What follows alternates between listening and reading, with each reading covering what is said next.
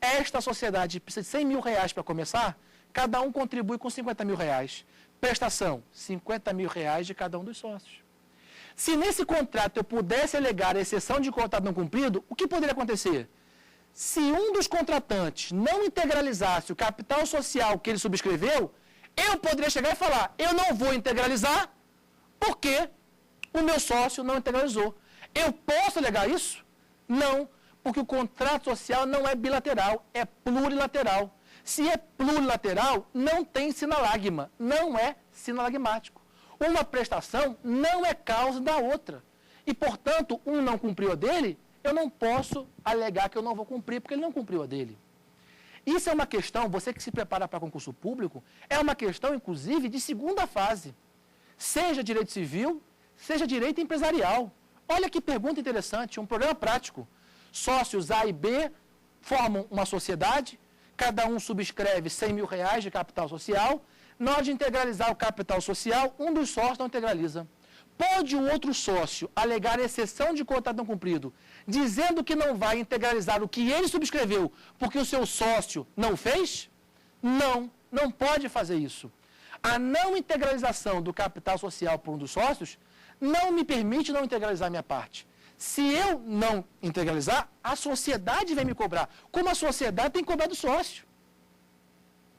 Então, por quê? Qual é o fundamento?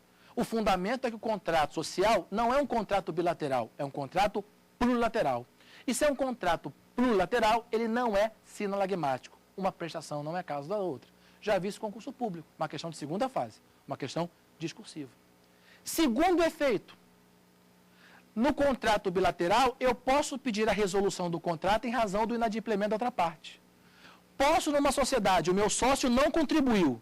Eu posso pedir o fim do contrato social porque o sócio não contribuiu? Não. Ele será sócio remisso. Sócio remisso é o sócio que não integraliza o capital social por ele subscrito. Ele será um sócio remisso e ele será cobrado pela sociedade, podendo até ser excluído da sociedade. Mas o não integralização do capital social por um dos sócios não gera fim da sociedade, não gera extinção do contrato social. O contrato se mantém, a sociedade se mantém, o sócio remisso será cobrado, e pode ser até excluído da sociedade.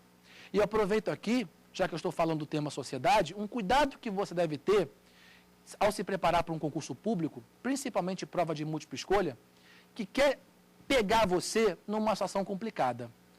2 sócios, um foi excluído, sobrou um sócio. Pode a sociedade continuar? Você sabe que, em regra, não existe sociedade unipessoal no Brasil.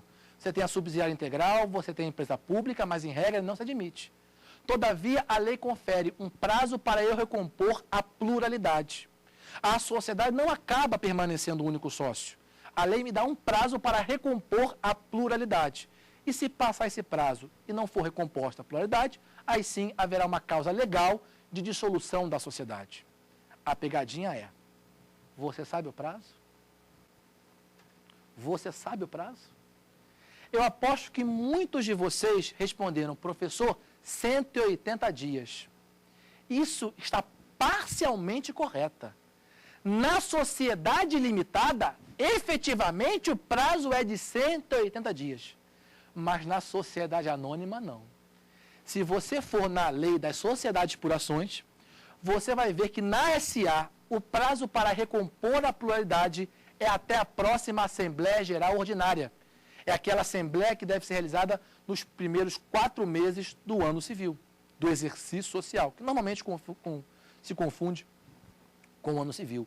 Então a questão pode colocar, imagina a questão de concurso público, Tiago e o meu amigo telespectador são sócios de uma sociedade anônima. O telespectador não integraliza o capital por ele subscrito. Eu posso pedir o fim da sociedade? Não. Você será cobrado e até excluído.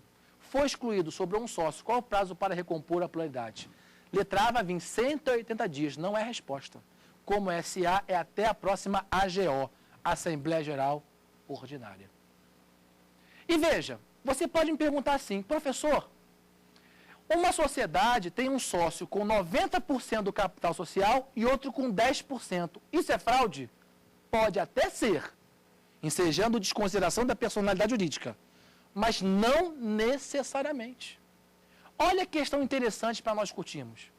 Você pode garantir para mim que uma sociedade em que um sócio é 95% da capital social e outro tem 5%, isso é fraude? Você pode afirmar isso? Me parece que não. Por quê? Porque o contrato social, ele não é bilateral, ele é plurilateral. Se ele é plurilateral, ele não é sinalagmático. Se ele não é sinalagmático, olha o terceiro efeito que eu narrei para vocês. Não se exige um mínimo de equivalência entre as prestações. Nada impede um sócio com 90% e outro com 10%.